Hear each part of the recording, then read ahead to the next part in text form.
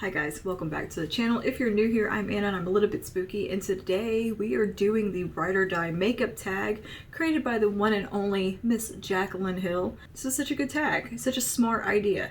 So yeah, we're gonna go through my Ride or Die products. I'm gonna show you those products in action while I talk to you throughout about why I love them so much, why they are my Ride or Die products. And yeah, let's just go ahead and get into this fun video. But before we do, don't forget to like, subscribe, and comment down below. Let me know your Ride or Die products in the comments. I want to know because I want to try them out and see if they become my new Ride or Dies. You never know. So yeah, without further ado, let's get into how I got this face using my Ride or Die products. So I wrote down all the prompts that Jaclyn had in her video. I made a list of what is my Ride or Die in that category, and I think I might have added some categories in here. I'm not sure. I feel like I did. But either way, let's go ahead and get started with this tag. First product is face primer. You guys know I absolutely love the L'Oreal Magic Perfecting Base. I raved about that primer so much. It is pure Facetune in a jar. It is magic. It will do everything you need and more. Pores? What pores? You won't have any with this. It's pretty amazing. It's not drying. It will slightly mattify your skin, which is par for the course with one of these. Elf Putty Primer Who? Touch of Silk Canvas Primer, whatever it is. Nah, never heard of her. This is where it's at. L'Oreal Magic Perfecting Base. I'll have all these products linked below, and if it's an Amazon link, it will be an affiliate link, but go-to primer, hands down, L'Oreal Magic Perfecting Base. Cannot do without. Next is foundation. Foundation, I actually pulled the L'Oreal Fresh Wear because it is just a good trusty foundation. This is a foundation I can rely on, lasted me all day. It is a phenomenal product. And again, drugstore, super affordable. This foundation is so good. It's incredibly long wearing. It claims 24-hour fresh wear. Your skin does look fresh all day. It is a satin finish, a very skin-like. This can be more of a matte finish if you go with a mattifying primer. If you do a luminous primer, it'll pull more luminous on you. It's just a very skin-like, versatile foundation. It's kind of a staple, just trusty go-to product. It hasn't steered me wrong. The wear time is incredible. The finish is beautiful. It doesn't look heavy. It's very lightweight, just easy foundation, but it is very buildable. You can get pretty much full coverage out of this if you build it, and you can get a light, very skin-like, just effortless coverage as well. It's incredibly versatile product, and I love it. I love it. I would recommend this one to anybody who is looking for just a good trusty foundation right here. This can be your glam foundation. This can be your everyday going to work foundation. It ticks all the boxes. It is one of the most versatile foundations I've ever used. Concealer, we have the e.l.f. Hydrating Camo Concealer. Again, I bounce between two shades here too, and you'll see in my little demo here how I use them. I go in with the deeper shade first, which is more closer to my skin tone, and then I take the lightest shade and highlight key points on my face. This is an incredibly affordable concealer that outperforms a lot of high-end concealers in my opinion. I think it is phenomenal. Again, fantastic staying power. It doesn't dry out your under eyes. It doesn't look crepey. It doesn't look heavy, yet it still has that high pigmentation coverage. You can build it up and get super full coverage without it looking flat and just dry or chalky. It looks very skin-like and beautiful. It's just a fantastic concealer, and I cannot recommend it enough. I think it performs fine if you have oilier skin or if you have dry skin. It works great. It is more, I think, of just preference if you prefer the more matte finish under the eye, or a little bit more of a skin-like, not necessarily dewy or anything. Like, I don't think this is super radiant, but it's just hydrating and just very, very effortless, again, type of product. But you can still get that glam coverage out of it, or you can get that nice everyday, easy, running out the door kind of coverage. That's, I think, a lot of my products in here within this tag are all versatile products that I can do full beat glam like today, or I can just get a quick, easy out the door look with. They're products that I can bring with me if I were to travel ever again, that type of thing. They're just ones I've reached for time and time again, some longer than others. Okay, so the powder category is a little tricky for me because I use multiple powders for different reasons. If you're talking about just a general powder to set the face, not the under eye, but just the rest of the face, I would say definitely the number 7 Triple Action Translucent Finishing Powder. This one is one of those that gives you the airbrushed, flawless looking finish. It creates a very smooth, yet almost radiant skin-like. It gives you a little bit of mattifying without looking flat and heavy at all. It's incredibly lightweight, and you have just beautiful skin-like finish, and it's a wonderful, wonderful powder. This is also a product that I will use to set my under eyes on some days and the T-zone on my easy breezy days, but I use this one on glam days more for the perimeter of the face, I guess you could say, or everywhere else but the under eye. This is just a good one. It's a trusty powder. I know it's gonna lock in my foundation and work really great. I've used it all throughout the super hot summer months, performed beautifully, and it's looked really good in these really cold, drier months as well without making my skin look crepey or heavy or anything like that. This has just been a really fantastic powder. I want to put a little addendum onto this category of powder. One of the categories is under eye powder, which will be coming up, but my little addendum would be purely finishing powders, which is where the Hourglass Ambient Lighting Powder would come in for me.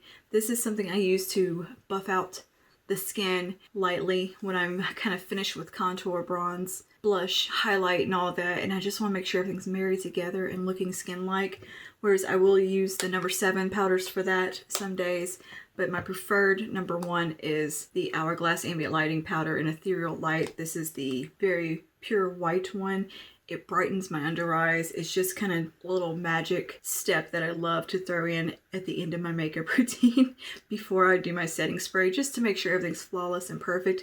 Again, this also has that very airbrushed, perfecting quality to it, and it gives that beautiful glow from within, healthy skin look while still helping maintain the skin and keeping it nice and set. I like to play this really weird balancing act with my skin of making it look like it is dewy and fresh and luminous and glowy, yet it is set and not gonna budge on me. It's a weird game we play these days. I don't know. Anyway, next category, under eye setting powders. And for under eyes, I like, again, to use something soft that's not gonna accentuate texture at all or anything like that. And I have definitely found the number 7, again, drugstore products, the translucent Perfect Light Loose Powder. This is such a beautiful under eye setting powder. I like to use it also kind of in the T-zone a little bit, or anywhere that I want just a little more powder and really extra set. It's super soft, super finely milled. It doesn't look heavy on the skin. It's not going to look super cakey or anything like that. It doesn't darken my under eye, which is one of the biggest issues I have with setting powders or loose powders front of the eye. I can bake with this if I wanted to. It does fine. It just looks beautiful on the skin, and it looks like you have 0 pores. It's just fantastic. And yet it doesn't look too flat matte either. It's just a very nice finish on the skin. So this is my holy grail under eye setting powder, whereas the other ones I use everywhere else on the face. Thing that I don't think was on Jaclyn's list was contour. I used to love contour powders, and I've really just, since this one product has come into my life, haven't picked one up since. That would be the Fenty Cream Bronzer in the shade Amber. This has become my just number 1 holy grail contour product. It's a really easy to use cream product. It blends right into the skin. It looks very skin-like. It doesn't slip and slide everywhere. It stays where you want it and blends just flawlessly and so easy. I honestly haven't picked up a powder contour since I started using this, and I love it. It's perfection. It is absolute perfection, and I really want to try the actual bronzer shades next because I was so impressed with this and with the formula. But I have reached for it every day that I've used contour. I'll admit, I'm a contour girl. I like contour. I like contour a lot. Usually I would avoid cream contours because I was like, well, I like doing cream contour, but I'm not going to do that on an everyday basis. That to me was like the extra step for full glam. Whereas I found with this cream contour, it has been my easy contour and not have to worry about bringing out the powder contour and everything else. And the shade is just really perfect for my super pale ghostly skin tone. And I think it mimics shadow just beautifully. Next would be bronzer in my little list here. And for bronzer, I absolutely love the Hourglass Ambient Lighting Bronzer in Luminous Bronze Light. That is the absolute most perfect bronzer I have ever come across for my skin tone. I'm very pale. The camera does me favors. It makes me look like I have way more color to my skin than I do. I'm white as a sheet, typically. But I'm pretty damn pale. I'm about the same color as my damn curtains behind me, really. For some reason my lens seems to warm my skin up a little bit, and it's really, really bizarre because I'll see myself in some clips where I'm not using this one, and I'm like, there's that ghost I know. And then suddenly I'm here in my 4K or my 8K, and I'm like, who are you? Where did you get that healthy skin tone from? You look like you see sunlight and are alive and breathing. A lot of bronzers pull super orange on me, or they just look too red. They just look too much on my skin. But the Hourglass Luminous Bronze Light, the lightest one, it's perfect. It's so subtle, yet so effective. And the finish of it, because there's that slight luminosity to it, it still has that skin-like finish that I want. I didn't like bronzer until I used this bronzer. I didn't think bronzer was going to be for me. And I just have used it ever since, and it's just been my absolute number one. And it's actually gotten me out of my shell to try other bronzers and find a few others on the market that I do enjoy. Definite ride or die bronzer, and I never thought I would feel so passionately about a bronzer. And blush. Back to Hourglass for that too, and that would be Mood Exposure. That was the blush I wore on my wedding day. That has been one of my favorite blushes of all time. Just absolute perfection. It has a warmth, it has a coolness. It is just a mix of everything. It has that a little bit of mauve in there, a little bit of warm. It just works, and it just pulls so naturally pretty, I think, on my skin. And I love the finish that it has, that luminous lit from within kind of look like all Hourglass products do. That blush, I'm just like, oh yeah, I remember why I love you. I don't know why I stray. It's that blush that I can put on when I don't know what color blush to wear. It doesn't ever clash with any look. It just works so harmoniously with just about anything. And back to the drugstore for my Ride or Die highlighter, e.l.f. Magnetic Flare. Metallic Flare? Yeah, e.l.f. Metallic Flare. This highlighter is my absolute favorite highlighter because it's very neutral. It doesn't pull too icy. It doesn't pull too warm. It is just one of those go-to highlighters that I can wear again with every single look, and it looks beautiful on the skin. It doesn't emphasize texture. You can build it up and make it super metallic, or you can do a nice light wash and it looks skin-like and beautiful. This is just, I don't know what it is about it, but I love it so much. It's just that perfect shade on my skin tone. I like that it has this slight warmth in it because I don't always want a super icy highlight. And a lot of the highlighters on the market that suit my skin tone pull icy pink, icy blue, or just pure white looking. I want something with a little bit of a gold in there, a champagne. And this is just that perfect champagne highlighter that is light enough for me without creating a cast on my face where it looks darkened and it only has the reflect to it. This one just looks so perfect. It looks like the highlight my skin should have or would have if highlights were natural.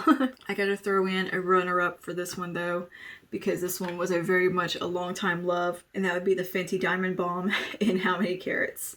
I layered them today just to show you because this one is like my full glam. I want to be a highlighted, glowy princess. This is the one I go for if I want to just be highlighted for the gods, where you could see me from space. This is the one. It's got the little sparkles in it. It is so beautiful. It is a kind of a putty formula, and it has a sheer base. So it works on, I'm pretty sure, every single skin tone because there's no real undertone or base to this. It is just the pure kind of shimmer and sparkle to it, and it's just freaking gorgeous. But this one, it has the icier reflect in it, so if you don't like a more icy undertone, it won't be for you. But I wouldn't even call it icy, just a very diamond-like reflect and glow to it. I think she has the rose gold one now, and maybe another one. I don't know, but I need them.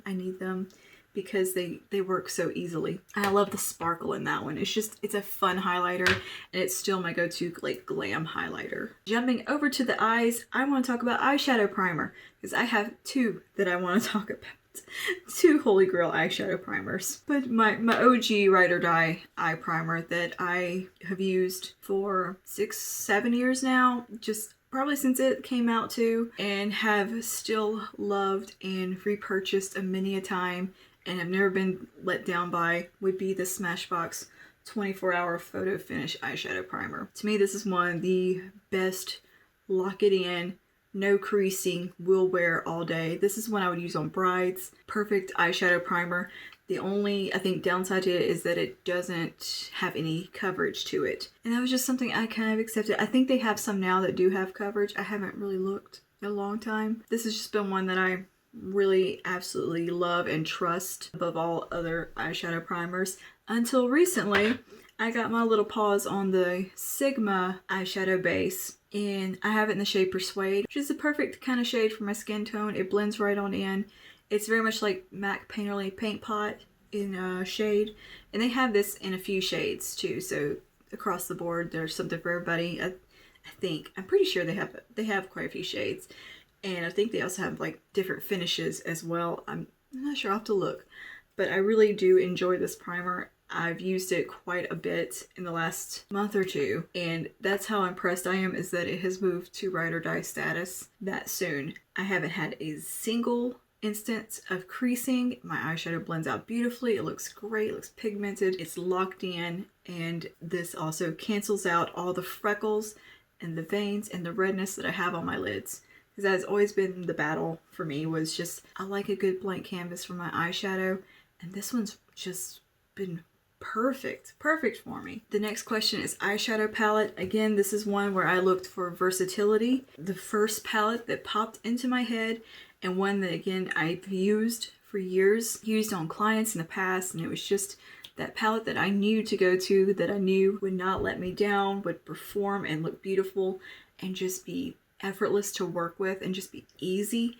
And that is the Tarteist Pro palette, the first one. This is the one that has the majority of mattes. Mine is so beat up because this is from back when it came out, and this one lived in my kit for a very long time as well. It's been sanitized, it's been beat up, it's been toted everywhere. It's seen so many better days, but I'm still using this palette myself personally. This was one that I just thought was perfection, and I still think is perfection in a color story as far as just a good go-to ride or die palette. Does it have every fun shade that I would want in a palette? Of course not. But what it does have is a great variety of matte shades that I can get a multitude of looks from, as well as 4 beautiful shimmers. And you can get something fun like what I have on my eyes today. You can do really soft, everyday, easy looks. You can amp it up and get such gorgeous glam looks with it as well. But it has just gorgeous transition shades, deepening shades. It has these really pretty warm, what look like berry tones in the palette. They can also pull a little warm, they can pull a little purple, depending what you pair them with. It has the mauves, it has the taupes, it has the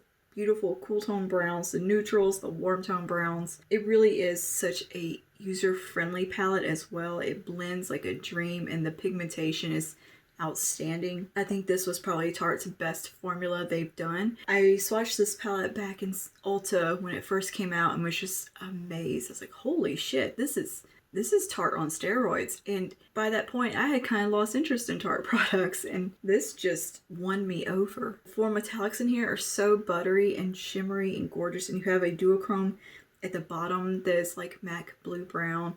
I mean, we probably all have that shade in our collection somewhere, but it's still just a pretty, really nice kind of grungy glam type of shade. And that's one thing I like about this, is that you can get the grungy glam looks.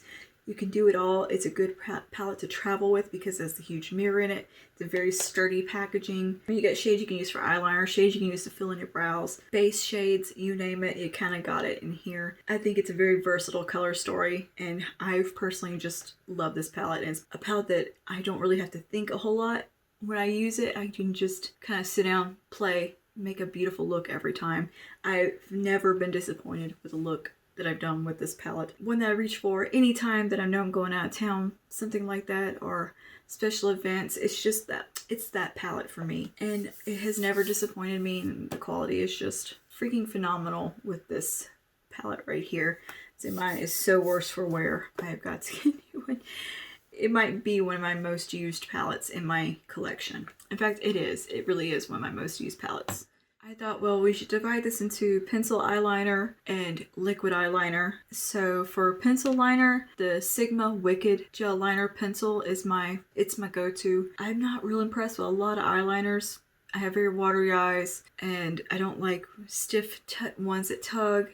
I like an eyeliner that's going to stay around and hang out and do what I want it to do and be easy to apply. And the Sigma Wicked Gel Liner Pencil has really, really filled a void for me and has become my favorite eyeliner I think that I've ever used. And for liquid liner, I would have to say the L'Oreal Flash Cat liquid liner. This one is just so super matte black and it's easy to use and one of the most long wearing, I think it might be the most long wearing liquid liner I've ever used. It has the nice brush tip applicator. It's easy. It lasted me a really long time. I think it just now kind of dried out on me.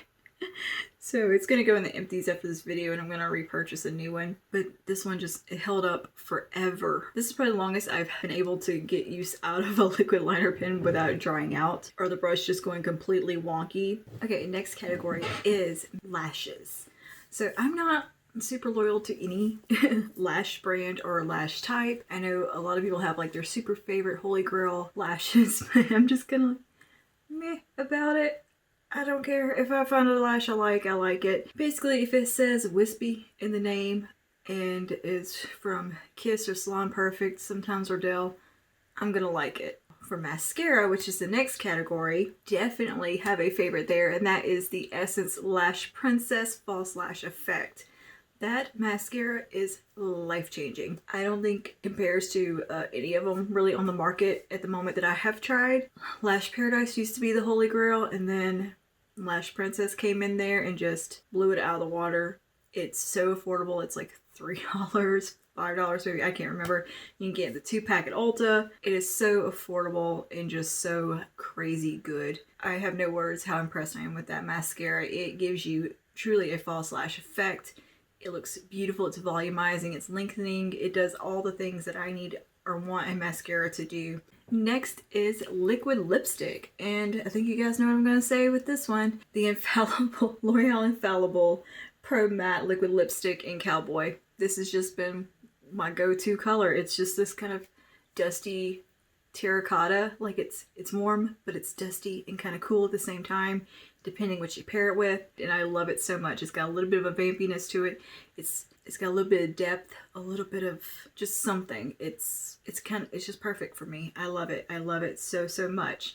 And the formula is beautiful. It wears all day. It is great for right now when we have to wear masks. It's just budge proof. You don't have to worry about it. You don't have to think about it. One swipe, it's perfect coverage. It's super opaque and it's comfortable, but it just so incredibly long wearing. Like, will survive a meal long wearing.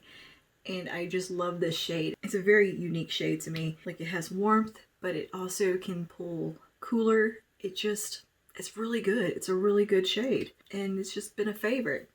And for traditional bullet style lipstick, I'm gonna go with the Milani Bold Matte in Shoop. This was, I think it's limited edition, but they still have it on the Milani website. It's what I'm wearing right now with a little bit of a gloss over it. It's like a 90s brown lipstick. It has a little bit of rose in it. It gives you that vampy lip on my skin tone, and I just love it. It's just got that classic 90s brown type of undertone to it. It's so good. It's so pretty. It's kind of my go-to neutral lipstick, and I'm gonna have to buy more of these because I love it so much. I need a backup. I haven't quite found a shade that looks like this on the lips. I think the closest that I had previously would have been 1993 from Urban Decay. It's fairly close, and I think the shade called Grunge from ColourPop. There's something really special about this, and the formula is just really beautiful. Salt and Pepper did amazing job with this shade, and I love it so much. Depending on the lip liner you put with it, it can come off much warmer, and the lip liner that comes with it is a very warm chocolatey brown, and it gives it that super 90s look because it has that little bit of contrast. But if you put it with more of a mauve-y, cooler undertone liner, it'll pull a little bit more mauve and a little bit more dusty rose. I love it. The versatility of this lipstick, it is fantastic. Again, versatility. the name of the game here. Things I can wear with multiple looks. And lastly, lip gloss in the lip category. I'm not like a huge lip gloss person, but recently I have discovered a couple of them that I'm just really fond of. First one I do want to mention that I have liked the longest would be the e.l.f. one in Mocha Twist. I really do love that gloss. I think it's a beautiful finish. It wears well. It's comfortable on lips. It gives you kind of a juicy plumpness. It has a little bit of a minty vibe. Really like that one. But lately, the Maybelline lifter glosses have came into my life and have blown every gloss out of the water that I've ever used. These give you the juiciest, plumpest looking lips, and they're so comfortable and just so good. They've got the big old doe foot applicator. I love that. And they're just so nice. So nice. This is the shade Stone. It is just a really neutral, glossy shade. It's not super opaque, but it does have some opacity to it, so you can wear it alone or with just a liner, which I think is a really nice look. And I like to put it over any other lipstick that has a little bit of a brown in it. You know, I can wear it with either one of these lip products and it looks great. And this one doesn't have any shimmers in it, but it is just gorgeous. They have some that have more of a shimmery finish, and I really like those too. I have the shade Moon, which is just absolutely stunning as well. I was really torn between the two shades, but realistically this is the one that I reach for the most. I know I've just like recently kind of got my hands on these, but they just impressed me so much, and I rarely am impressed by a lip gloss. Rarely. I think the last one I was impressed with was the e.l.f. one. I don't have any strong opinions on lip gloss. Just like, okay, cool, it's a pretty gloss. And yeah, that one, if I had to wear, like, was gonna wear a gloss every single day, it would be the Maybelline lifter glosses. They're that good. And last category is fragrance. And this is something I would have thought to include, and I thought that was really thoughtful. Thought that was really thoughtful. Anyways, I liked that Jaclyn included that in this little video because we do have those ride or die fragrances that we love so much. And for so long, I don't know how long this was actually on the market, but I bought it the year it came out, and that was the Marc Jacobs Honey. It has the bee theme going on. You know how I feel about that kind of stuff anyway, and I loved the fragrance. It has that sweet honey fragrance to it, but it has also that kind of signature Marc Jacobs floral smell that I really like. It's sweet. It's a very good like springtime happy perfume. It's the perfume I wore on my wedding day. I bought so many backups of it. I've gone through so many bottles.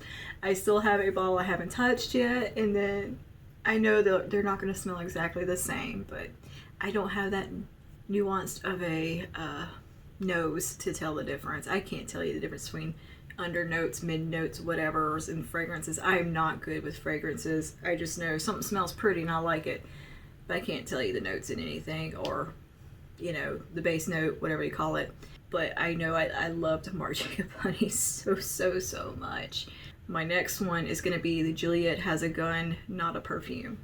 I got a sample of it a while back and absolutely fell in love, and it's, I think, become my ride or die fragrance. It's just, there's something about it that I really enjoy, and it's good. It's a good one. The very last thing, which I just forgot to include, which was setting spray.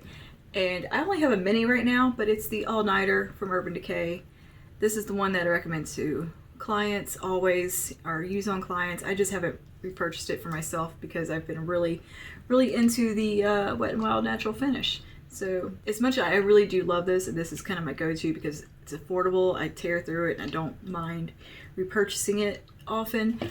But if I had to go with just ride or die setting spray, it's going to be the All Nighter from Urban Decay. I think it really does a fantastic job and works. Question is, would you guys like to see a fully just drugstore version of this and just high-end version? I can do that. I think that would be kind of fun. But yeah, that is my holy grail ride or die products that I have reached for just non-stop for years, like years and years and years. I say I think the product here that I've used the longest was probably about 6+ years, and have repurchased many a times, and then some of these have came in my life a little bit later and I've just fallen in love and been hit over feet. But yeah, these are just the ones that are staples in my collection. They're the ones that I would take with me traveling. Products that I find a lot of versatility in, that I can get, you know, soft glam looks, full glam looks, products that I can just get the most out of. They're well-rounded products. And they're just ones that I repeatedly repurchase, use on such a consistent basis. You know, off camera, on camera, regardless. Some of these you guys probably heard about a million times. Some of these I don't talk about as much because they're ones that I just use in my day-to-day life, but I'm reviewing something or testing something out. But they're ones that I know I trust and will always kind of hold on a pedestal above other things, or they're my basis of comparison because there's something I truly like so much that other products have to live up to them. But yeah, that is all for today. Don't forget to comment down below. Let me know your Ride or Die products, and I want to try them. And yeah, that is all. And I will see you guys in the next one. Stay safe and stay spooky. Bye now.